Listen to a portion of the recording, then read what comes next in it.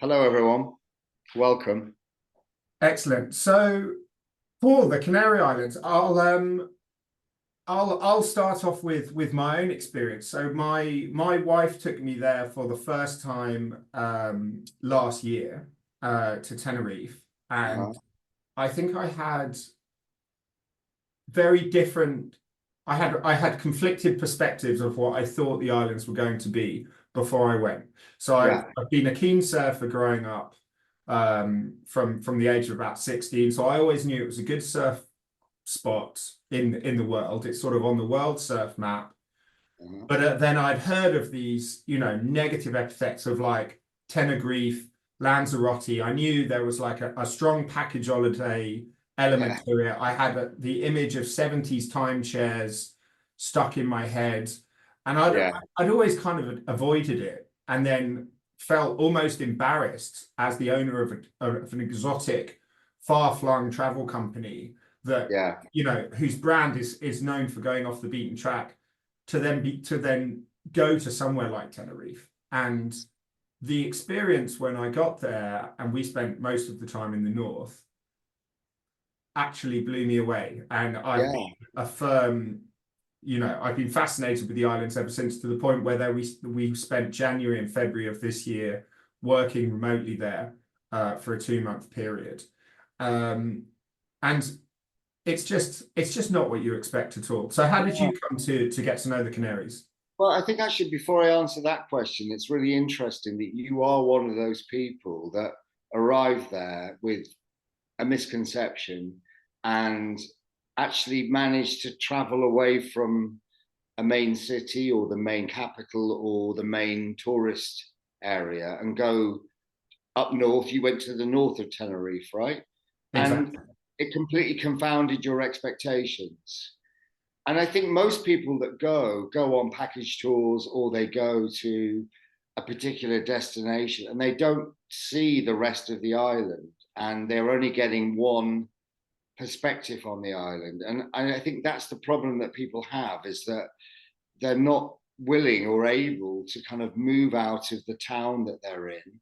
They could just get a public bus and travel 40 minutes up north and be in a completely different environment. And I think, you're testament to that. You did that. And one thing that people should take away from the talk today is that when you arrive at any of these islands, that is not necessarily your whole experience. That's just one aspect. And if you move half an hour, it's never more than half an hour or 40 minutes maximum. You never have to travel more than that. You're going to see something completely different. Yeah. And to go back to your question, my first experiences were a good friend of mine moved to Gran Canaria and opened a business. He met somebody that lived there whose grandfather had an old finca in Gran Canaria, and they transformed it into a restaurant. And I used to go and visit them, but I wasn't very impressed with Gran Canaria. Again, it's got that very commercial south side to it, and I feel like all the islands have these kind of south lying resorts that the south normally gets the most sun. If you go away from that and travel north or inland, you're going to see something much more interesting.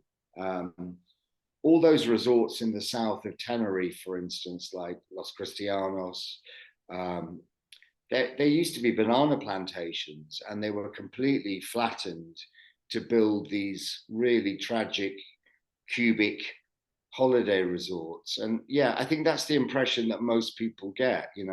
You've also talked, Sam, to me about um, Fuerteventura, right? When you went to Fuerteventura, and we talked about Coralejo, which is again another kind of modern man-made resort, which is not at all emblematic of the island itself.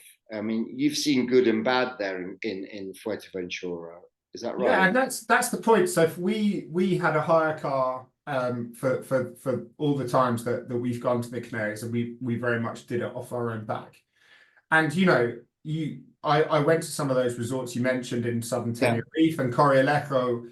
We it became sort of a running joke for us because we'd drive into the city, and have a secret code word between us as a relationship for man and wife, which is let's get the hell out of here, because we got there and we were like, nope, and just did a U-turn in the car. And then you drive 2 kilometers down the coastline and it is pristine, untouched desert going into coast. There's literally no one there. So it's the Canary Islands, they're all, I think it's fair to say, completely have very different characters, and we'll drill down into the different characters about the islands themselves a little bit in a second.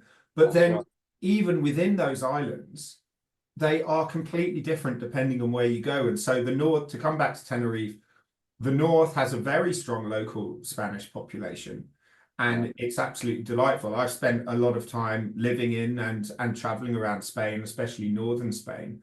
And there's so much cultural heritage that hangs over from that still there today. It feels like a real place.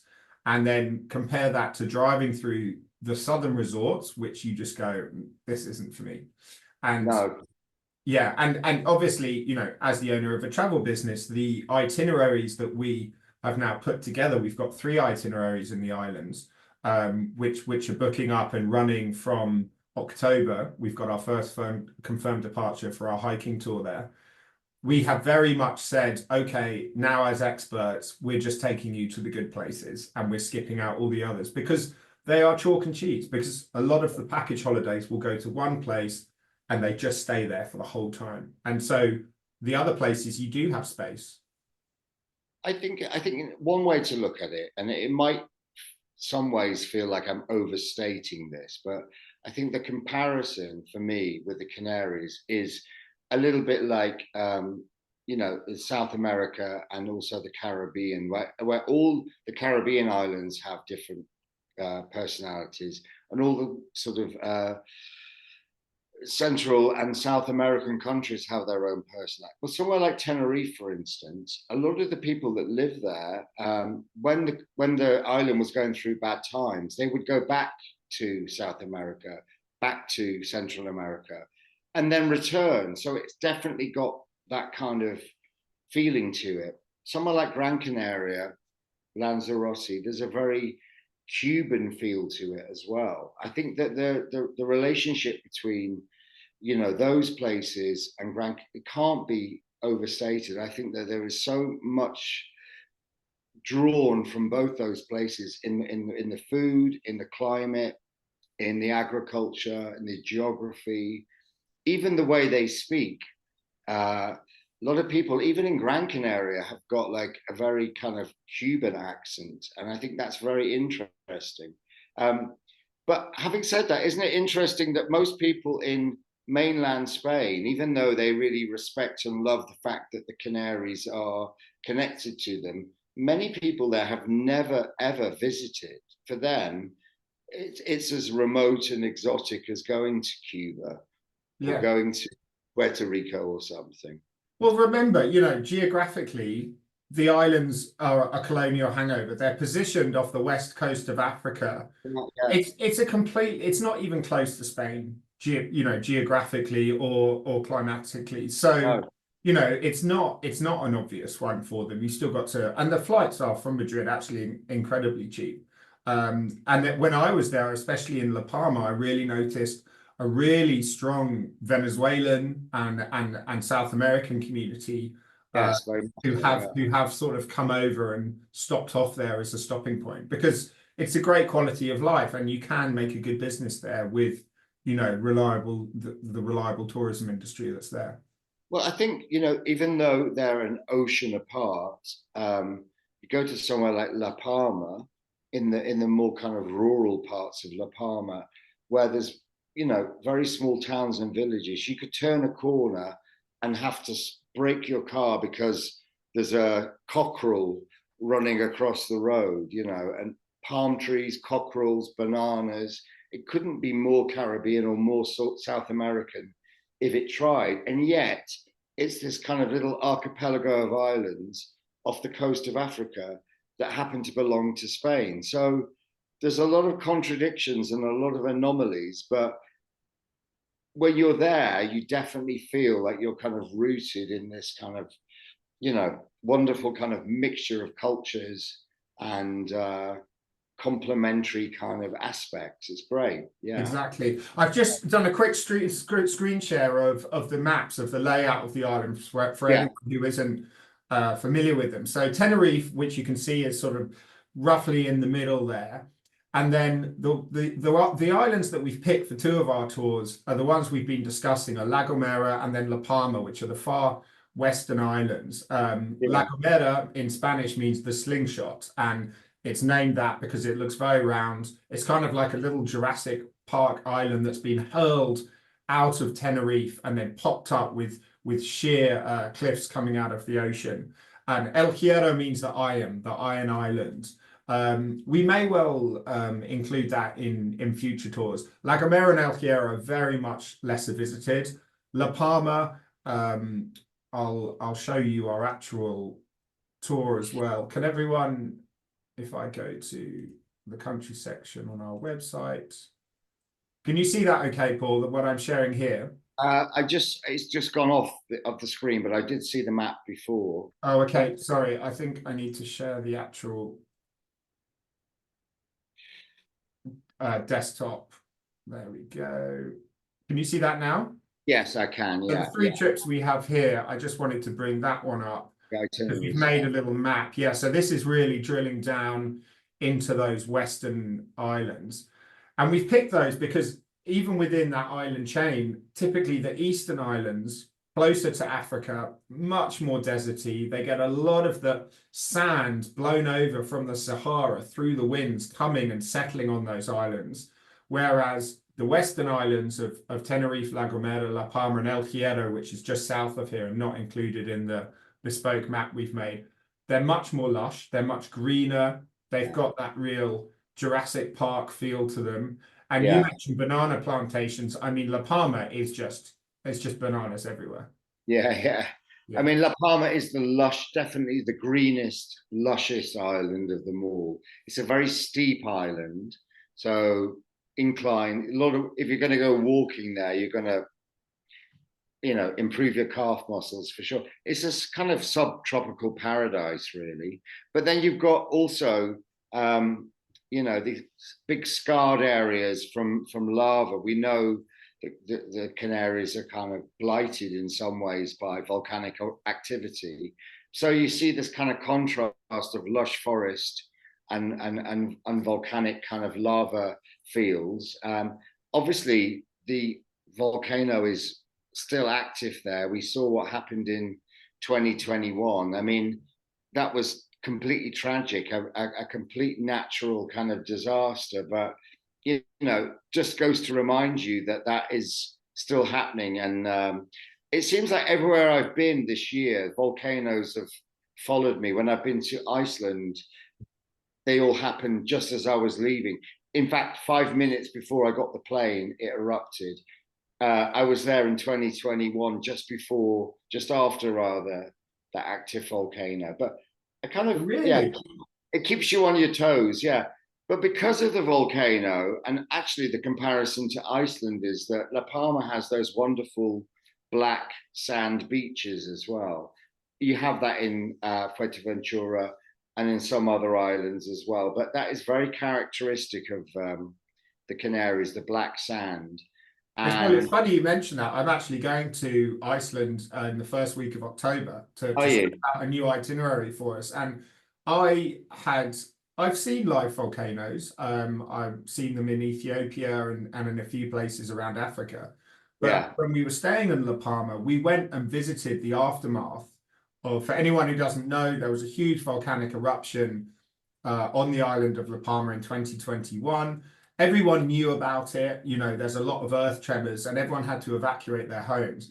But you can watch on YouTube the footage of this volcano lava coming out and just crawling down the mountain towards the coast, terrifyingly slowly, evaporating swimming pools, coming in through the windows of people's houses. It was like some sort of dreadful dragon. And now seeing it in January of this year, obviously it's all cooled. They've bulldozed new roads through the lava pile, but people's homes have just been destroyed and there's lava coming all the way down to the sea. And it's just the unstoppable force of nature, and it's very humbling to see that, and It really is. interesting Yeah. as well. It kind of crushes everything in its path, doesn't it? Yeah, yeah. Should we talk about La Gomera, Sam? Because that's one of my favorite places. I know you've been there as well, to La Gomera. I've been once, and Yeah. what my fun fact to add, or to steal from you before you get both barrels off, is that it was the last stopping off point for Christopher Columbus, Right. Yeah. from obviously coming sailing from the Spanish mainland. This was, you know, where they would stop. The San Sebastian de la Gomera, which is the capital city, is a natural cove, and he stopped there, and it was the last place they took on provisions. And I believe there was a volcanic eruption just as they set sail, which he took for good providence. Well, I think they thought before they just went further and discovered the Americas, I think they thought that was the kind of end of the world. I think Yeah. La Gomera was the end point. Obviously, it wasn't. But at that point in history, they believed that to be the case. So that's really interesting, isn't it? But there's so many superlatives to La Gomera, and it's such a small island, but it has so much going for it. I mean, first of all, I mean, maybe not the most important point, but I'm sure there are people here that go away and would like to have nice food. La Gomera is definitely a foodie hotspot. Even in Spain, it's getting accolades. Fantastic restaurants there. They're really reinventing not only kind of Castilian food, but Canarian food.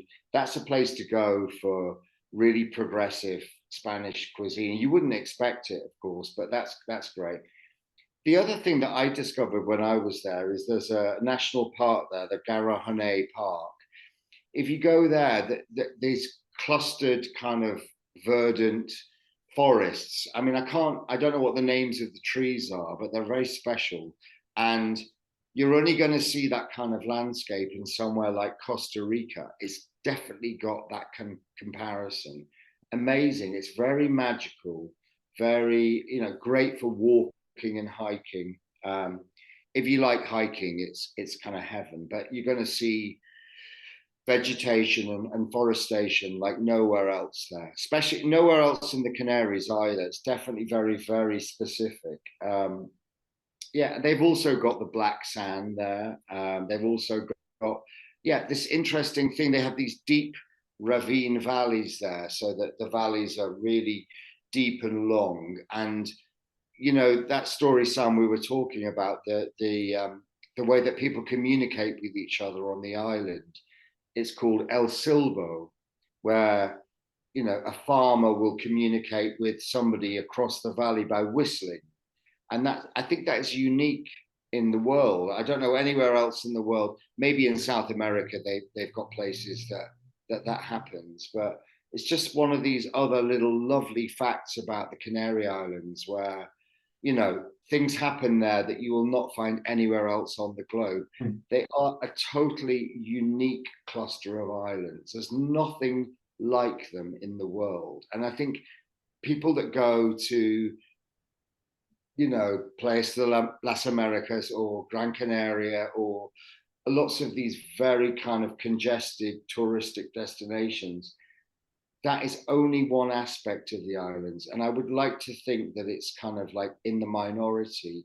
If you venture further forward, you're going to find some really, really beautiful aspects. UNESCO, forestry, the flora and fauna, the hiking, surfing. I don't know whether anybody out there loves to surf, but lots of places in the Canaries where you can surf and dive.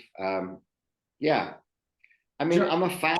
I'm a fan. I will say I definitely am a fan for sure. Yeah, Well, and there's always something to discover. We were only talking about certain places. I'm a big fan of Lanzarote as well. I mean, that place has got such a bad reputation in some ways, and yet every time that I've been, I feel like I'm in a Almodovar movie. It's like you have like amazing artists and culture and beaches and Yeah, so many different aspects to that island as well.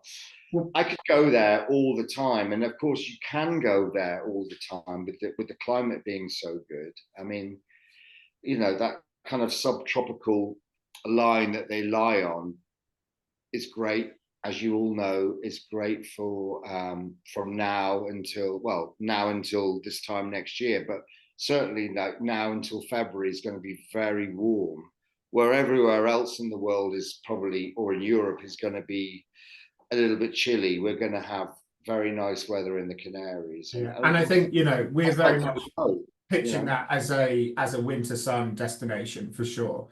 And yeah, so yeah, we've got a more cultural tour, and then we have a hiking tour which explores those three Western islands of yeah, Tenerife, La Gomera, and La Palma. But we've actually partnered with a local yoga expert based out of the States, because a lot of our clients are Americans as well as UK and Australian and what have you. So let's drill down into Lanzarote a little bit, because our most recent itinerary, which we've launched, goes from Tenerife to La Gomera, and then we jump on a short national flight to Lanzarote. And Lanzarote feels totally different to all the other islands as well. yeah, You've got the black sand there, but what is most surprising, and I went there from Fuerteventura, we took a little ferry and took our hire car around Lanzarote for a few days, is the unbelievable time and effort they've put into cultivating these lava fields into vineyards. It's the yeah, most oh yeah, it's the most unsuspecting thing you could imagine, because the winds are very strong there. You know, yeah, Fuerteventura, is the island next to it, is literally called strong winds, yeah, in Spanish. And Lanzarote, so they've manually dug down into the lava field, the black lava, sort of, they look like little moon craters, and amazing, planted a vine in at the bottom of each one, so it's protected from the wind. And this is yeah. spread across kilometers and kilometers of bodegas, and the wine is absolutely delicious. Yeah, there can be nothing better than sitting like by the sea in Lanzarote, having a piece of grilled fish and drinking that wine. That wine is very, it's quite minerally. Yeah, it's kind of quite dry. Comes in a blue bottle, dry white wine like that. Yeah, I'm not a big fan of white wine, but I love that wine in Lanzarote. It's great. Yeah, good. Exactly. And there's the famous architect Cesar Manrique. So Rica, yeah, you know, his personality, he's passed away now, but there's a, you know, a museum dedicated to his heritage. He created this wonderful cactus garden, but his influence is felt throughout the entire island of Lanzarote, because he even put sort of architectural boundaries on how you can build. And so Lanzarote doesn't suffer from those gaudy tourists, you know, abominations, for lack of another word. It looks like Greece. All the houses are low rise, painted white. It's yeah. stunning. So he was very, very. I'm a massive fan of Manrique. He's an amazing artist. I mean, I think for me, he's up there, kind of nearly with Picasso, which might seem like an overstatement, but he's very special. And he had a lot of influence in Lanzarote. He persuaded the government not to let anybody build more than like 2 floors. So you'll not see any high-rise buildings there. It's only 2 floor buildings. So you're not blighted with high-rise apartments. There's no advertising on the roads. You know, like if you're in Ibiza, or you know, you'll see a billboard every 2 seconds. You can't have any roadside advertising. But beyond that, he also created all these amazing different like installations, and I mean, it's too much to talk about in 5 minutes. But if you go to Lanzarote, he did some very, very special things there. And yeah, like, and if you go to his house, you can go to his studio, and you can also go to where he lived. Where he lived was, if you've ever seen the film Barbarella, it's like a kind of 1968 futuristic kind of bubble fantasy, you know. The guy's incredible, and he had such insight, and also he saved the island from being, you know, what it could have become. I really love Lanzarote. There's a Mm. lot to like about it. You know, there's if you go beyond the tourist resorts, there is so much to enjoy there. And if you enjoy art and architecture, like for instance, on every roundabout in Lanzarote, there, Manrique created these kind of wind chimes, these colorful kind of like 3D wind chimes that you see them on all the roundabouts. I mean, it's like living in a kind of, I don't know, you expect Raquel Welch to kind of come out and be dancing on the roundabout when you drive past. It's, yeah, like I say, Almodovar filmed a couple of his films there. Very inspiring there. I definitely totally recommend that, even as a standalone trip to go there and see what it offers, because yeah, a very special place there. I'm To talk smiling. I have great memories from being in Lanzarote. Yeah, it's a good place. and to talk about the islands in the wider context of Spain and history, you know, we're seeing across a lot of Spain and in other countries a real pushback against over tourism. We're seeing a real, you know, Airbnb has sort of changed a lot of communities and economies where Yeah, you know, locals are getting priced out of their own homes. And I think the islanders as well in these hotspot bottlenecks, they're pushing back against these big tourist resorts and they don't want them. And I think tourism is evolving globally as well. We're looking at sustainable tourism. That's why we're trying to encourage through the trips that we're doing, visiting all of these other places to spread, to share the load essentially, because there's so many wonderful places, not just in these islands, but across the world that just aren't getting the footfall. And obviously sure. you don't want, you know, cruise ships showing up in Venice as No, no, one no. example, because it just ruins the place. Yeah, I know. I can see from the way that you're, you know, presenting yourself, Sam, and what you're trying to do, that you're definitely going to be leading people down the right routes, and a kind of away from that. You know, it just takes a little bit of kind of planning and foresight to take that right route. But when you get there, when you know, if someone like you is kind of guiding you in the right direction, then there's no reason that you wouldn't have the best time. And you know, I think whenever I go somewhere, I kind of want to see the good and the bad, because it's kind of comparative, but you definitely need to know what to avoid and what to head for. I think if you went blindly to any of these places, it could be quite confusing. I think having a good structured tour can definitely save you a lot of time, stop you wasting time, and definitely kind of lead you to the optimum places for sure. Yeah. And also linking it back to the Spanish mainland, you yourself, I know, love to travel in Spain. Yeah. And we talk Love. about the north a lot, which I lived there for a period of time. Yeah. And, you know, when I went to La Palma and the older villages in the Canaries, for Yeah. me, I was like, wait a minute, this looks like Asturias. This looks Yeah. like Yeah. Yeah. Toledo. This looks like I recognize the culture specifically from northern Spain, and Sure. only Yeah. found out later the historical reason for that was a lot of the conquistadors who traveled to Yeah. South America and Yeah. you know brought back all of their fortunes in Yeah. gold and silver. Many of them were from northern Spain. Yeah. And they traveled down through the islands and would go to South America. And the ones that made it back, often some would stop in the Canaries and you know build their fincas, their homes. They were called Los Indios, or the houses were called Los Indianas. And in Yeah. northern Spain, it's a huge center of wealth It is. from the country because of all of that South American gold and silver. And you would Mm. know an Indiano because he would build his house in that style in northern Spain, and they'd always plant a palm tree next to it. Palm tree outside. Yeah. Exactly. And so, Palm tree denoting wealth outside. Yeah. well, Isn't that that's an enormous interesting? house. Yeah. Yeah.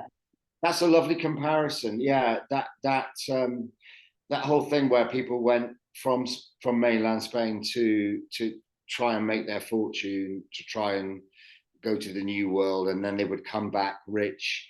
And then they would, like in northern Spain, in Asturias and Galicia and Cantabria, you know, they would make a point of arriving back and telling people what they had seen and about the Americas, and they would build these lovely houses, kind of like Art Nouveau. They call it like modernista, you know, like kind of modernism. And you see that in the north of Spain, but then you go to the Canary Islands, and they also took it back to the Canaries. They also took it back to parts of Andalusia. But you can be in Las Palmas in Gran Canaria and see Indiana's houses, but you can definitely see that in Lanzarote and La Palma. That kind of bright yellows, pink palm trees. Yeah, very showing people. It was a kind of way of not showing off, but educating people. Because imagine these islands were full of working class people on banana plantations. They hadn't seen anything of the kind of new world, and yet these people were bringing it back and presenting it to them. So I love the fact that you can see that in northern Spain and in the Canaries as well. But I know we both love Asturias, right? That's a place we both like. Exactly. Well, I loved it so much. I actually spent my honeymoon there Yeah, this year. It's just, yeah, and we run trips there, and it's taken us aback of how popular they've been actually for us, because I think, you know, again, it's just one of those undiscovered gems. People know the Santiago de Compostela, which is a bit further inland and further west, but that northern strip of coast on the Bay of Biscay, the mountains there are called the Picos de Europa, and again, it goes back to this. Historically, these conquistadors would often then bring back slaves or people from the New World to Spain, and they would yeah, often travel up the northern route and land at those northern ports, and those people who hadn't seen Europe before was presented with those limestone mountains, and they said, oh, those are the peaks of Europe. And that's why Los Picos de Europa, that's the historical reason they're called that. And so it's just, again, just a little, just untouched. You know, everyone in Spain tends to go to the more well-known places, but the north is still, you know, an untouched paradise as far as I I'm think it's concerned. interesting, Sam, that you're offering like these trips, A, to Asturias and that region, and B, to the Canaries, because they are actually my two favorite regions. Apart from, I'm a real fan of Madrid. Um, but in terms of regional Spain, I would say Asturias and the Canaries. Yeah, for sure. I mean, they're just wonderful regions. And I mean, Asturias is a, I was there for my birthday this year. We actually arrived in the Basque Country in Bilbao, and we think we did 5 regions in 5 days. But we stayed in Asturias mainly, and went looking for bears. They have bears in Asturias, which is incredible. Horse riding.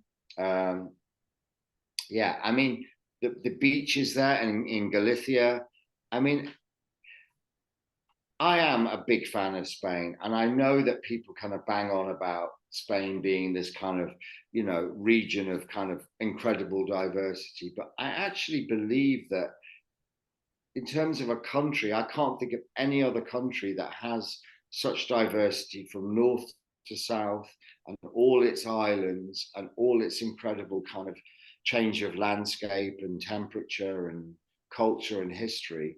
Yeah, it blows my mind sometimes. I'm British. I like living in England. I like being here, but I really feel happy when I go to Spain. I really just changes my mindset when I get off the plane. And yeah, Yeah. And I think, am I over romanticizing it now? I don't no, know. I don't think you are, because I feel the exact same. And I think if we've probably the only thing, if we've not done justice to the Canary Islands on this talk, is just how different you feel flying from Australia, America, the UK. Yeah, When you get off, you know, the plane in one of the islands, or taking a ferry between the two is actually half the fun, actually, because you get to approach them from the water. But you yeah, know, when you step out, you're in that blazing West African sunshine. There's the salt of the sea on the air. You're surrounded by ocean all the time. You can see the other islands from your island. They're extremely close together. And, you know, we got off the plane and we found our Airbnb and we jumped in the water with snorkels, and there Yeah, were huge manta rays around us and all yeah, yeah. these fish. And you're like, well, this is not, you know, this is not like mainland Spain. This is definitely not like the UK. Like, this is a tropical ecosystem. Sure, sure. I think whenever you know, we haven't talked very much about El Hierro, which is the baby one that not many people Well, ever let's get. let's finish on El Hierro then. Yeah. So, you know, that is a place that I reckon that very few people have gone to, but anyone that ever has gone there or made the effort, I know my partner went there and he was just absolutely raving about it. The water is crystal clear, completely unpolluted water. You're right on the edge of Europe, ancient forests, lava fields, volcanic deserts. You know, it's the smallest place, but I think it's very rich in character as well. And if anyone ever gets the opportunity, and you know, it's not that difficult to get to, you just have to kind of plan it. I would definitely recommend doing that. And any of these small islands, you know, I think, you know, any village or any town that you go to on the smaller islands, you're always going to get like one great bar, one great restaurant. You know, you're always going to talk to local people. It's not for people that want to be around thousands of other people in a massive fiesta type atmosphere. It's definitely more local, more contained, and all the better for it, right? I think that's the way I like it. I'm sure other people don't want to be deluged with thousands of other people. I mean, I think, you know, I think it's a let's be glad that it still remains like that, you know, Yeah. quiet. We've just had a question come in on that point, saying, could I ask what the villages are like that you stop in, the culture, traditions, are the people friendly?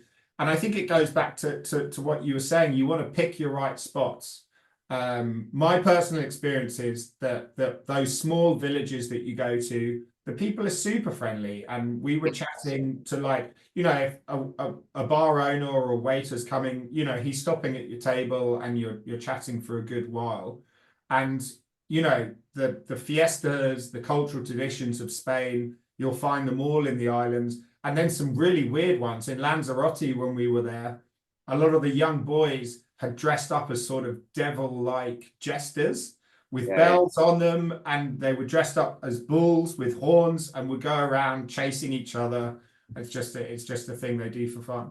well, I think in the smaller villages in many of the islands, I mean, let's not forget there is a kind of gypsy community, and there is definitely that aspect to it. A lot of the younger kids, I mean, I remember in Gran Canaria they call them coyotes, right? They're kind of quite rebellious.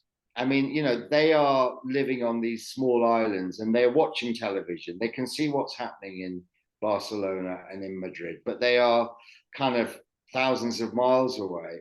But they do their own thing. They kind of like they adapt, and they love carnival, and they love dressing up, and they love hats with feathers, and I mean getting kind of quite drunk and quite bawdy, but never in a kind of aggressive or overbearing way. The people on those islands are happy that you're there. If we weren't there, I'm not sure they would kind of exist in the way that they do now. They do rely on tourism, but I think the smaller ones like to keep it quite contained and not too overbearing. So yeah, they're happy to see you. They're happy to talk.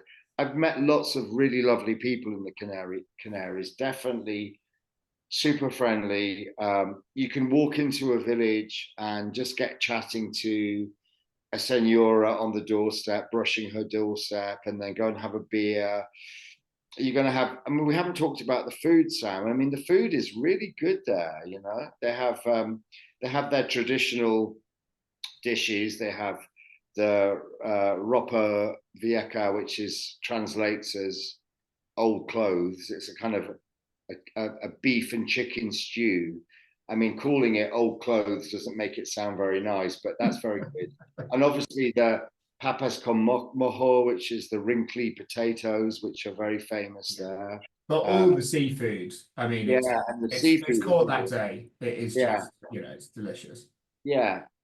I mean, I think we've sold it, right? I mean, who could not want to go there after what we've been talking about? Like, it's for me, it's up there with some of the Caribbean islands, so up there with some of the kind of main places in Spain, mainland Spain. I think it's definitely. I don't want to talk about it to the point where, thousands of people are going to start invading there. Now, I like the fact that it's still vaguely undiscovered in some ways. Obviously not Tenerife and Lanzarote, but El Hierro and La Gomera are still. Oh no, undoubtedly. Sort of secret. Yeah. Just a final point to end on. We've just had another question about the walking. So yeah, it's like anywhere, we have two adventures, we have three trips. One's a yoga focused one, but then the two ones that focused on the Western Islands, they're almost identical in terms of where they visit, but then we've graded them differently. So one is very much an easy walking trip. You don't have to be super fit, and all the walking is pretty much optional. And then the other one is more of a hiking tour, and those are graded accordingly. You can see the grading system on our website, because the islands are steep, so it comes down to like how much do you want to walk. But I would say for those people that do like to hike, it's to see it on foot and then to get up to some of those viewpoints, especially when you can then see out over the ocean to the neighboring islands. I mean, it's just I've been everywhere, and it's just up there. It's world class. It's gorgeous. I mean, I'm not like I've just got back to the gym. Actually, I'm feeling quite good about myself, but I'm not the fittest person. But if you make the effort and you do those walks, even slowly, you are rewarded at the end of it, and you will feel good at the end of the day. Definitely worth doing for sure. Brilliant. Yeah. Well, I'm hoping to do the tour, Sam. And I'm hoping to write about it at some point. So I hope everybody else feels inspired to do the same. Yeah, exactly. We've got confirmed tours in October and November. We're hoping you can join at least one of those, Paul. Yeah, for sure. No, I'd love to. Yeah. And hopefully some of the people that are watching today might be on the same tour, maybe. Fantastic. Well, look, just may I, on behalf of everyone here, just thank you so much for joining us. You're welcome. No, yeah, see you on the islands for Una Caña. I'm feeling inspired myself. So see you in Gran Canaria or Lanzarote or El Hierro or La Gomera or Tenerife. One of them at least. Perfect. All right. Thank you everyone for joining us. Have a good one. Bye-bye. Bye.